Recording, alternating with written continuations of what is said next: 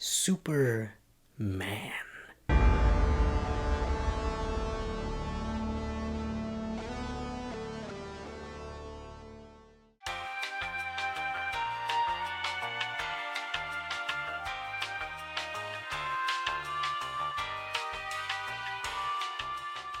Superman is directed by James Gunn and stars David Cornsweet, Rachel Brosnahan, and Nicholas Hoult, and is the latest adaptation of the Superman character and follows Superman, who embarks on a journey to reconcile his Kryptonian heritage with his human upbringing as Clark Kent. This is a movie that has been widely anticipated for a very, very long time. And with the MCU being something that's been so big for so long, a big question has been, could DC do the same thing? And well, in 2013, they tried. I thought Man of Steel was a pretty solid movie. I have my issues with it, but I don't think I dislike that movie as much as some people do. I kind of feel the same way with Batman v Superman: Dawn of Justice. That's a movie that, I'll admit, has a lot of issues and problems, but I don't necessarily hate the movie as much as a lot of people do. I think the movie's really overhated. Like, it's definitely not one of the worst things to ever happen to the superhero movie genre. And then eventually we got Justice League, which definitely took the DCU off rail. And from that point on, we got this sort of weird, scattered DC extended universe that just had all these random movies that led to nowhere, and it was really concerning as a DC fan, because I think that this is a property and a world full of characters that should be respected, and for the longest time, I feel like just DC wasn't being respected. Not only did the general audience just sort of see DC as a joke, as something that failed to do what Marvel could do, but you had like the studios just putting in these random mandates and making these movies that just weren't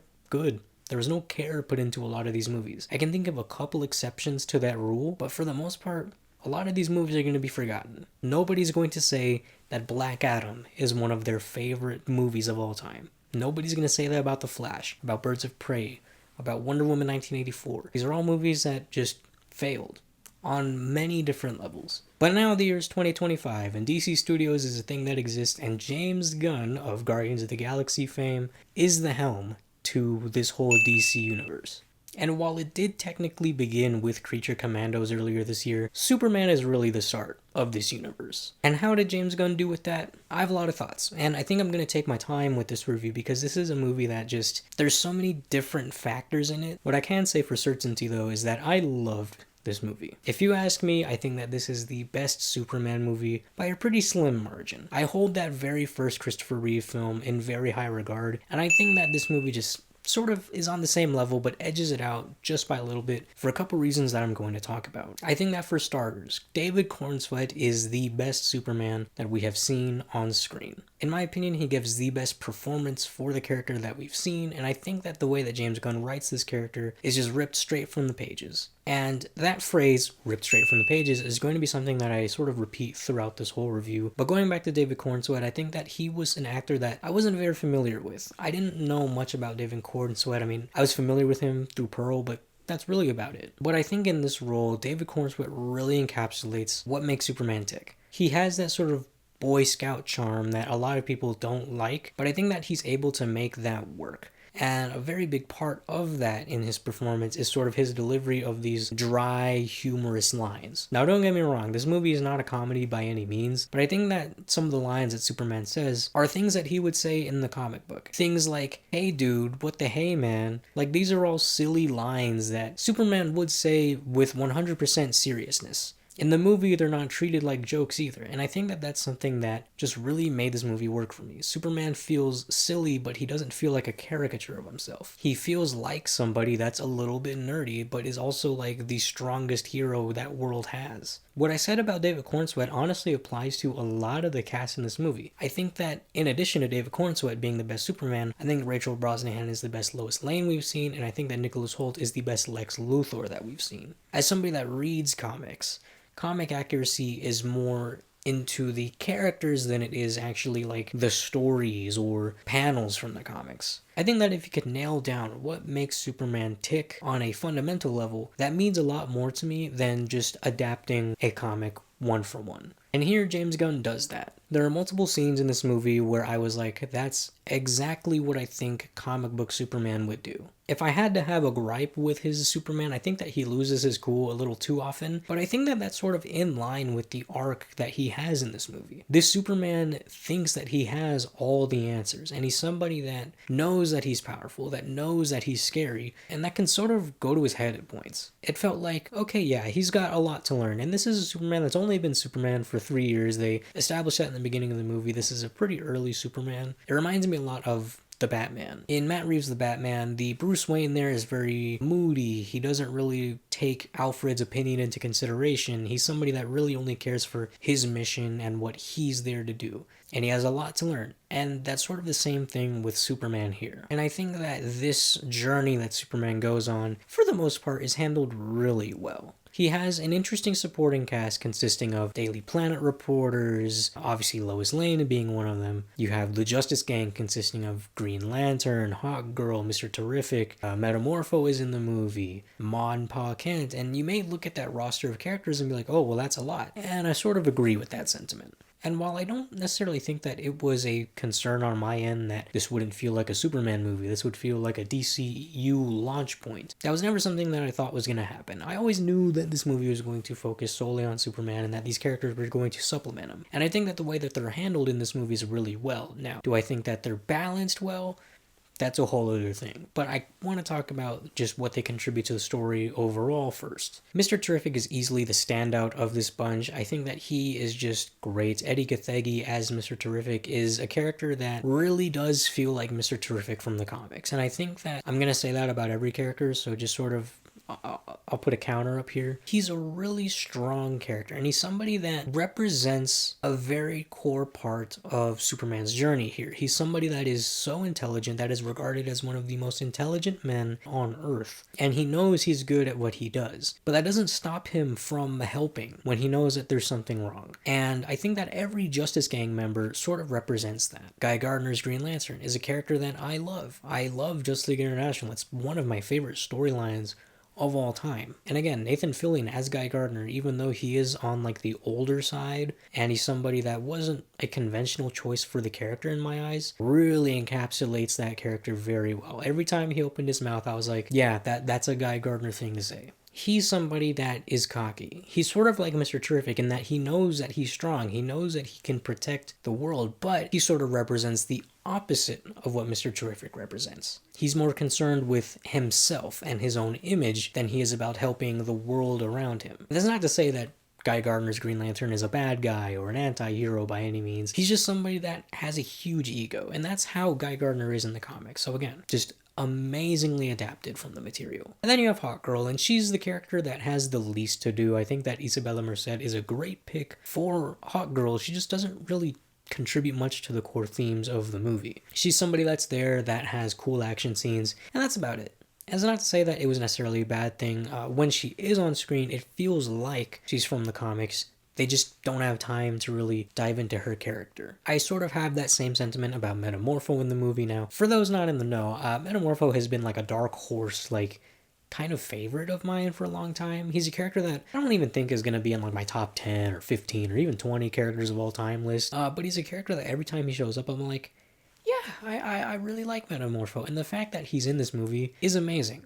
I feel that way about Mr. Terrific as well. He's a character that I've loved since reading like the Wally West Flash comics. He's a character that shows up in a lot of those. And man, I just love that he's in this movie and that he's great. And I share that same sentiment with Metamorpho here. He doesn't get a ton to do. He gets more to do than Hawkgirl does, but I think that Metamorpho is somebody that is so complex that really needs like his own project in order to fully flesh out the character. But I think that as an introduction, we get enough of Metamorpho here. And I really like Anthony Carrigan's performance. I think that he's a great pick. I would love to see the Element Man adapted into more stuff. Like, he's just a really underrated character, like truly. So between Superman and the Justice Gang and Metamorpho, we're like 5 for 5 in adaptations for the characters. 6 for 6 if you're going to include Lex Luthor for the supervillain. Like, this is just a movie that oozes with comic book love and adoration. And I think that that is accented very, very well by the world building in this movie. If there was one thing that I had to say was outstanding in this movie, other than the performances, it's the world building. This movie had the tall order of being the first true building block for a DC cinematic universe. And that is sort of an impossible task to take on, knowing that the Marvel Cinematic Universe has done something like this before and has succeeded. It's one of the highest grossing franchises of all time. But James Gunn somehow found a way to make the world building in this movie seamless. You see, this movie starts off with like a paragraph explaining the sort of backstory behind this DC universe and Superman specifically, and then after that, there's really no hand holding at all in this movie. From that point on, you are just in the DC universe, and I think that James Gunn is somebody that understands the task that he has at hand. Not only does he have to make a great Superman movie, but he has to make a movie that acts as the introduction to a wider world that we're going to get. We have a DC film and television slate of projects that we're going to get in the future. Superman is the first, and you have to have a big, great impression for that to become a reality. And in this movie, they do a great job at just showing that this world exists. Do I think that at points the dialogue gets a little expository? Absolutely. I think that in the beginning, it gets a little bit egregious. I think that there's a little bit too much explaining going on. There are some points where characters will just be like, oh yes, this is this idea. By the way, this is what this idea means. And I think that happens a little bit too much in Act 1. But I think from that point on, like once we get into like the actual meat and potatoes of the story, it balances out really well. But not only do you get like sort of exposition dumps like that, but you get things in the background that tell stories without telling it to the audience. There's a scene in the movie where the Justice Gang is fighting a monster in the background in one of the shots, and you don't have to like stop and tell the audience, hey, the Justice Gang is fighting a monster because this is something that happens. And then there's another scene where there's a huge mural and you don't get a full shot of the mural, but there's like heroes decorated on that mural. There's something that I really like that are on that mural, but it's not the focus of a shot. It's just set decoration. And I think that that was such a great way to take this movie, because it tells so much about the world and it tells so much about what happened and what already exists without having to explain it to the audience. Even when it comes to aspects introduced in this movie, such as elements from Luthor's plan, you're sort of like, oh, well, that introduces like really high concept stuff and I could see them adapting like this comic in the future. But if they don't, it's not that big a deal. It's not like they're like, ooh, this is gonna come back. But again, this is something that's sort of a double-edged sword, and I'll explain that once I get to the mix section. I think that other positives in this movie include the action. I think that this has the best Superman action on screen. It's very dynamic and fluid. And then going on to other characters, I think Mr. Terrific has the best action sequence in this movie. It is amazing. Once you see it in the movie, you're going to understand what I'm talking about. And another great thing about this movie is the score. Obviously, this does take cues from John Williams' score from Superman 1978, but it has its own identity to it. I think that when they do use the cues from the 1978 film, I think that it's used in a very smart and impactful way. It's not used as like a, here it is, you like this thing, you know what this is, now clap. And every time that it is used, I was like, okay, well that's a nice cherry on top to what's already a great moment. I think that outside of John Williams' cues, I think that those are obviously great. I think John Murphy's score just by itself is great. He has his own little sort of Superman theme that plays, and I think that that's a really good theme, by the way. Superman hasn't had a bad theme. This is going to be another like huge praise that I give the movie, but I think that the themes and the sort of deconstruction of Superman in this movie is probably my favorite part outside of the world building. See, this is another superhero movie that seeks out to deconstruct what Superman represents. We get this all the time with superhero movies nowadays to varying degrees. Sometimes we'll get like a Joker that's like, okay, well that's a deconstruction. And then you'll get something like The Batman, which deconstructs the early Batman, I think just exceeds at that. See, this is a movie that deals very heavily into philosophy and politics. And if you don't like politics in your superhero movies, this is not going to be the movie for you, because politics is a huge part in the motivation of some of the characters in this movie. This is the first Superman movie where it really feels like they understand why Superman is loved, but also why he is feared. James Gunn just finds a way to make Superman really stripped down here. You get a version of the character that is constantly questioning what his purpose is, and that's one of the big like motivations in the movie. He knows he wants to do good, but is that his purpose? And that's something that he's questioning throughout the movie, and that's something that he's pressed on constantly. You've seen the scene in the trailer where Lois Lane is interviewing Superman, and that's one of the best scenes in the movie, and it happens really early on. But it's a clash of like morals between Superman and Lois, because Lois is somebody that at the end of the day is still a human, and she understands that Superman is a symbol. He's not just a hero. He's not somebody that can just represent himself, and that's the core argument that they're having there. But Clark, at this point in the movie, kind of can't grasp his head around that. He's somebody that just wants to do good. He knows that people are going to get hurt, that people are going to die, and he just wants to help them. You can't just do good, because there are going to be things that happen when you do good. And that's just one of the most nuanced scenes in the movie, and I think that that's a huge reason as to why I like like Lois Lane so much in this movie. This is the type of reporting that I've wanted to see from Lois Lane in something for so long. And then you also get like multiple scenes with Lex Luthor, who I've already mentioned is amazing. Lex is somebody in this movie that represents greed, he represents power, and he represents somebody that just knows how to take advantage of people. I really like that this version of Lex is just unabashedly evil. He's somebody that cares only for himself. He's so hateable. He does so many things. There's a scene in the movie where he does something, and from that point on, I was just like, oh my god, I can't wait for Superman to get his hands on you. And at points, he does sort of delve into comically evil. And that's going to usher me into sort of the mixed side of things. One of the things that I noticed as I was watching this movie is, wow, this feels like if I went to Barnes & Noble,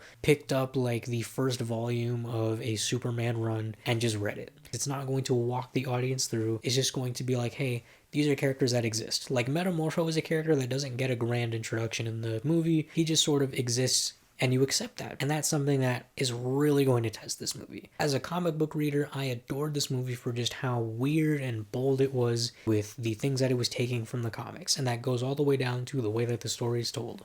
But I wonder how the general audience is going to take this. Because yes, Lex is comically evil. Superman is comically good. There are things that happen in this that are just super weird and out there. And that's ripped straight from the comics. If you don't like that, I don't think Superman is the character for you. Like, this is a movie that just oozes with, this is a comic book and we're not ashamed. And like I said, I wonder how the general audience is going to respond, because it's not something that's really friendly to them, if that makes sense. But I'm somebody that thinks this is a great direction for DC to take. If this amount of love and care can be put into the world of Superman and sort of the metahumans and the spacey side of Superman, I really hope that the DCU continues with this trend of just going all the way in with the sort of comic book inspiration and influence. And that's not to say that the movie is like silly. I think that at points, yes, the movie does get silly, but it's one of those things where it's just like, that's just how it is. Like, these are superheroes. But there was one other thing that bothered me with this movie, and that's just the character balance.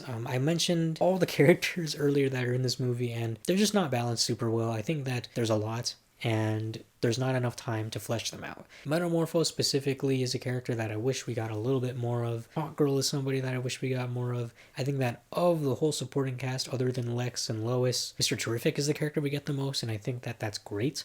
But I would have liked to see some of these characters be a little bit more pushed into the supporting cast side. This is already like a pretty crowded movie, and that's something that was always going to bite it in the ass. Like, this is a movie that's just doing a lot. James Gunn is doing a little bit too much. He's biting off a little bit more than he can chew. And I think that for the most part, he does a really good job. But that's sort of an issue at the end of the day. Like, I think that this really is accentuated here with the portrayal of Ma and Pa Kent in this movie. This was what I assume was supposed to be like the emotional core of the movie. I think that Ma and Pa Kent were supposed to be like this really big part of the movie. They have like the emotional climax in the movie. Clark is questioning like his humanity, his ties to his Kryptonian side, because his Kryptonian parents play like a huge role. But I think that the sort of parental aspect and the like human down to earth aspect of Superman isn't fully fleshed out here. I think that they flesh out some parts of it, but at the end of the movie, when all is said and done, there's a thing that happens and I'm just like, oh, well, if you're gonna do that, like, I feel like we should have dedicated more time to really fleshing out some of Superman's roots, really getting down to that sort of philosophical part of Superman. I think that that particular aspect was a little bit underbaked. I think that if you're going to go the whole route of having Ma and Pa Kent be the emotional core, I think that maybe they should show up a little bit more. And so before I get into the spoiler section of this review, I just want to give my score. I thought that Superman was a great ride from beginning to end. I was smiling for most of the movie. As a comic book reader, this felt like Superman brought to life on not only like a visual level, but on a fundamental, like, philosophical level. This feels like James Gunn really fell in love with the character, studied him, really understood the origins of the character and the mythology around not only Superman, but the DC universe. And just, it really shows that a lot of care and love was put into this movie. If the DCU continues this, like, level of quality, Marvel's got some competition now. I thought that with the exception of certain things like the characters not being fully balanced, I think it being a little bit underbaked thematic wise, I think that it was a great movie. I'm going to give it a score of an 8.5 out of 10.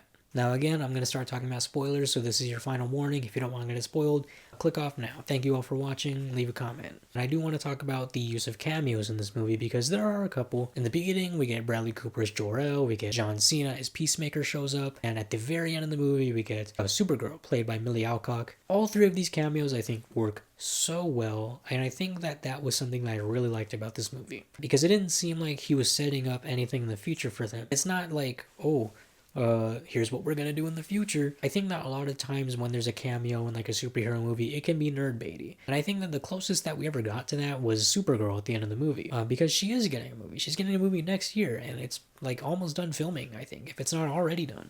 But she shows up and that's it. Like, there's not like she's gonna go do this in the future. Oh, there's a blip on the radar. She's gotta go check it out. Like, there's none of that. She just shows up and they're like, oh yeah, Superman's cousin's here. And like many things in this movie, you just sort of accept that as something that exists in the world. She's Krypto's owner, and that's sort of a joke that like pays off after like the whole movie. And it was just a really well handled cameo. It wasn't something that you would like point at and be like, oh, you know. I also want to talk a little bit about Lex's role in this movie, and one of the biggest parts of this movie is that it's sort of an allegory for what's going on in the world right now between like Russia and Ukraine, Israel and Palestine, a lot of stuff to do with like countries invading other countries. And Lex is somebody that is taking advantage of that situation and is using it to prop himself up.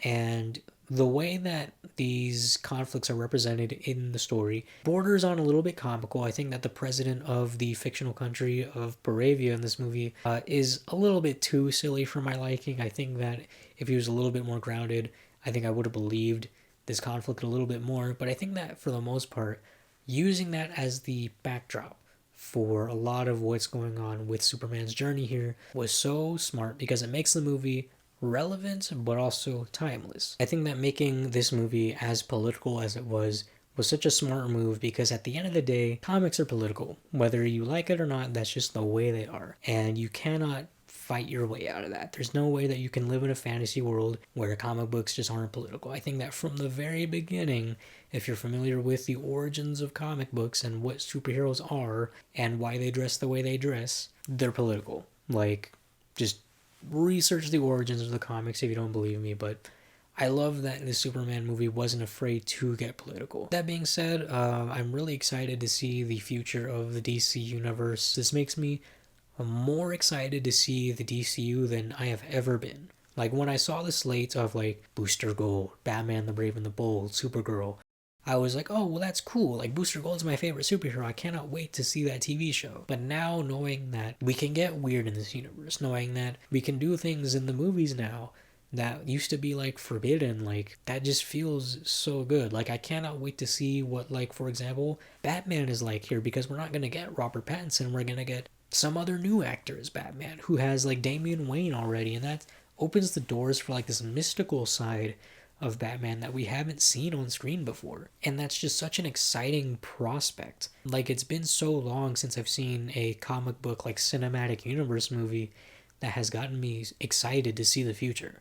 I think that Superman gets me excited on, like, a much higher level for the future than something like Thunderbolts does. Like, I think that the possibilities with what can be done in the DCU are really endless. Some of the future projects that we know we're already getting are Supergirl, the Lantern show is filming, and I'm interested to see how those do, because Supergirl, I assume, is going to be along the lines of Superman.